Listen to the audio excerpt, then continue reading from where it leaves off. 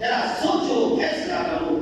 یہ اللہ نے جو زندگی عطا کی ہے، اللہ نے جو ہمیں صحت و تندرستی عطا کی ہے، یہ بیکار عطا نہیں کی. یاد رکھو میرے آپ کے سب کے تمام کائنات کے آقا صلی اللہ علیہ وسلم نے ارشاد فرمایا تھا کہ بندہ میدان محشر میں اللہ کے سامنے سے نہ ہٹ سکے گا جب تک اس سے 4 یا 5 سوال نہ کر لیے جائیں.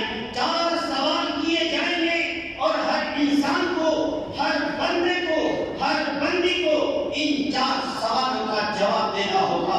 پیارے اسلامی بھائیوں، میں ان 4 سوالوں کو آپ کے سامنے رکھ رہا ہوں. ہر انسان فیصلہ کرے، مسجد میں جتنے بھائی بیٹھے ہیں وہ سب فیصلہ کریں کہ ہم میں سے کون ہے کہ جس نے 4 سوالوں کا جواب تیار کر لیا ہو. یاد رکھو وہ 4 سوال کون سے ہوں گے.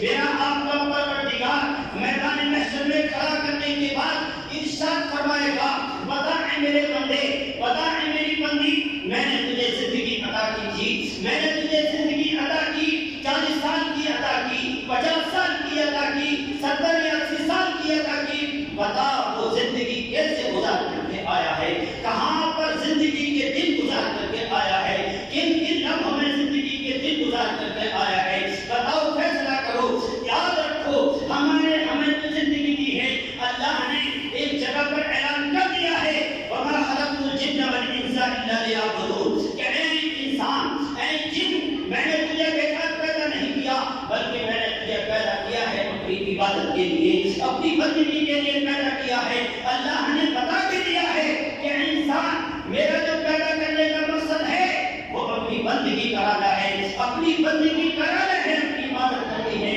تو اب ذرا سوچئے، اللہ نے پہلا سوال کیا ہے انسان سے. اللہ کے سامنے کھڑا ہے انسان. ایک معمولی سا سپاہی آ جائے، ڈنڈا ہاتھ میں لے کر اگر وہ سوال کر لے تو ڈنڈیاں کام جاتی ہیں. ذرا سمجھو، کائنات کے خالق کے سامنے جب یہ کمزور انسان کھڑا ہوگا، کیا عالم ہوگا اس وقت میں، کیا عالم ہوگا اس وقت میں. کیا ہم اور آپ جواب دے پائیں گے؟ آج ایک کنسرٹ کے سامنے ہماری سوال کہیں سے کہیں کو چل جاتی ہے. اس خدا کے سامنے جب ہم کھڑے ہوں گے تو ہمارا کیا حال ہوگا؟ جب اللہ پوچھے گا، بتا میں نے تجھے زندگی عطا کی تھی، کہاں کیسے گزار کر کے آیا ہے؟ کیا ہم یہی جواب دے دیں گے، پروردگار ہم نے خوب پیسہ کمایا، 1 گاڑی تھی 2 گاڑی خرید لی، 1 بیگھہ زمین تھی 2 بیگھہ زمین کر دی، 1 دکان تھی 2 دکانیں بنا دی، 1 گھر تھا 2 گھر بنا دیے. پروردگار ہم تو اپنی زندگی میں اتنا نام کا کام پیدا کرنے آئے ہیں، کیا ان جواب سے اللہ تعالیٰ مطمئن ہو جائے گا؟ پہلا سوال ہوگا، میں نے تجھے زندگی عطا کی، بتا کہاں کہاں زندگی کے دن گزار کر کے آیا ہے.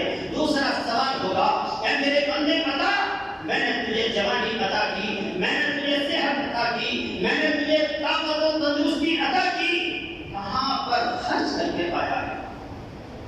جوانی کہاں پر خرچ کی ہے؟ جو طاقت میں نے تجھے دی تھی کہاں پر خرچ کیا ہے؟ جو میں نے تجھے صحت و تندرستی عطا کی تھی، بتا کس کام میں گزار کر کے آیا ہے، کہاں پر خرچ کر کے آیا ہے؟ ذرا سوچو، ہم کیا جواب دیں گے؟ ہم یہی کہیں گے، پروردگار ہم نے تو اپنی جوانی موبائل دیکھتے ہوئے کاٹ دی تھی، ہم نے تو اپنی جوانی کی راتیں پوری پوری رات موبائلوں میں گزار دی تھی. اے میرے ملت کے نوجوانوں، اے میرے بچوں، ذرا غور کرو کہ اللہ نے ہمیں جوانی کیوں عطا کی ہے، اللہ نے ہمیں صحت و تندرستی کیوں عطا کی ہے. تیسرا سوال کیا جائے گا، مال کیسے کمایا، مال کیسے کمایا؟ اور اسی پر بس رہی، بلکہ یہ سوال بھی ہوگا کہ مال کمایا کیسے اور مال خرچ کیسے کیا. کتنی ہی دولت اکٹھی کر لو پیارے دوستو، ایک ایک بائی کا حساب پروردگار عالم کے سامنے مجھے بھی دینا ہوگا اور آپ سب کو بھی دینا ہوگا.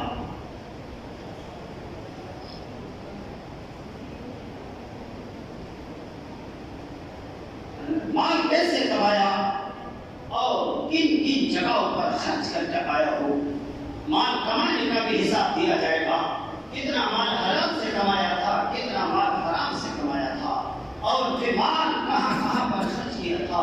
کیا رنڈی بازی میں اڑا دیا تھا یا شراب بازی میں اڑا دیا تھا, کہاں کہاں اڑا کر کے آئے ہو مال کو, یہ بھی سوال کیا جائے گا.